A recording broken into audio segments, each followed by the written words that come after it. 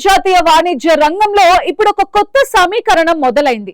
America అధ్యక్షుడు Donald Trump తన America first విధానంలో భాగంగానే భారత్ పొరుగు దేశమైన బంగ్లాదేశ్ తో ఒక భారీ వాణిజ్య ఒప్పందాన్ని కుదుర్చుకున్నారు. గత ఏడాది కాలంగా ఊగిసలాడుతున్న సుంకాల వివాదానికి తెరదించుతూ బంగ్లాదేశ్ వస్త్ర పరిశ్రమకు ఊపిరిపోసే నిర్ణయాన్ని ట్రంప్ సర్కార్ తీసుకుంది. కేవలం వస్త్రాలే కాదు, ఇంధనం, వ్యవసాయం, విమానయానం, రక్షణ రంగాల్లో కూడా బిలియన్ల డాలర్ల ఒప్పందాలు జరిగాయి. అయితే ఈ డీల్ మాత్రం వ్రతం చెడ్డ ఫలితం దక్కాలి అనే సామెతలా మారింది. 20% ఉన్న టారిఫ్లను ట్రంప్ కేవలం 1% తగ్గించారు.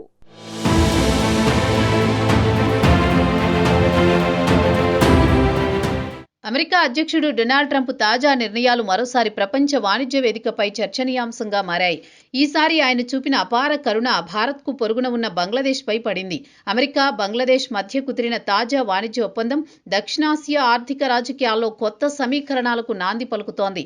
ముఖ్యంగా బంగ్లాదేశ్ ఎగుమతులపై విధించే సుంకాలను అమెరికా తగ్గించడం వెనుక వ్యూహాత్మక వాణిజ్య ప్రయోజనాలపై ఇప్పుడు అంతర్జాతీయ విశ్లేషణలు మొదలయ్యాయి.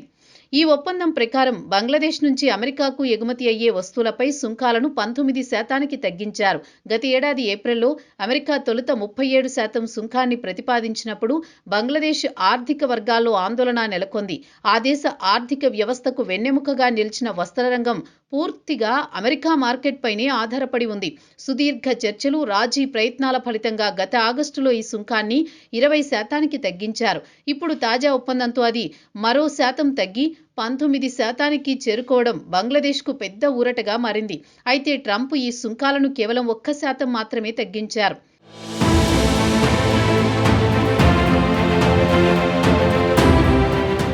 అమెరికా ముడి పదార్థాలను ఉపయోగించి బంగ్లాదేశ్లో తయారయ్యే దుస్తులకు పూర్తిస్థాయి సుంకం మినహాయింపు ఇవ్వడం ఈ ఒప్పందంలో అత్యంత కీలకమైన అంశంగా మారింది. కాటన్, కృత్రిమ నూలు వంటి ముడి పదార్థాలను అమెరికా నుంచి దిగుమతి చేసుకుని వాటితో బంగ్లాదేశ్లో తయారు చేసే రెడీమేడ్ గార్మెంట్స్పై ఎలాంటి సుంకాలు ఉండవని అమెరికా స్పష్టం చేసింది. దీని అమలు కోసం ప్రత్యేక పర్యవేక్షణ యంత్రాంగాన్ని ఏర్పాటు చేస్తామని కూడా హామీ ఇచ్చింది.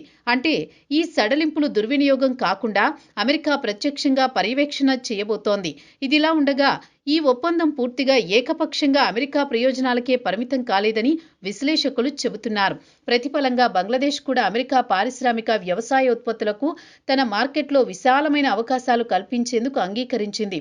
రసాయనాలు, వైద్య పరికరాలు, హెవీ మెషినరీ, మోటారు వాహనాలు, వాటి విడిభాగాలతో పాటు సోయా, డైరీ ఉత్పత్తులు, బీఫ్, పౌల్ట్రీ వంటి అమెరికా ఆహార ఉత్పత్తులు ఇకపై బంగ్లాదేశ్ మార్కెట్లోకి పెద్ద ఎత్తున ప్రవేశించనున్నాయి.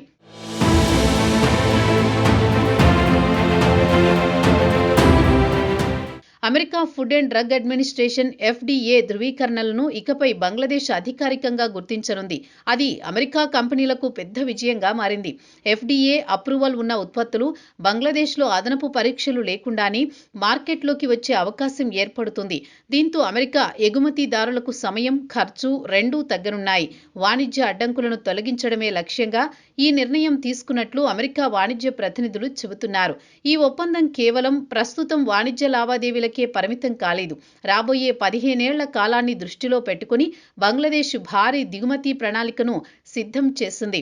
ఈ కాలంలో అమెరికా నుంచి సుమారు $15 బిలియన్ విలువైన ఇంధన ఉత్పత్తులను దిగుమతి చేసుకోవాలని నిర్ణయించింది. భారత కరెన్సీలో చెప్పాలంటే ఇది దాదాపు 136,000 కోట్లకు పైగా దిగుమతులు చేసుకోనుంది. దీంతో పాటు $3.5 బిలియన్ విలువైన వ్యవసాయ ఉత్పత్తులను కూడా అమెరికా నుంచి కొనుగోలు చేయనుంది. ఇది బంగ్లాదేశ్ ఆహార భద్రతకు, అమెరికా రైతులకు రెండు వైపులా లాభదాయకంగా మారనుంది.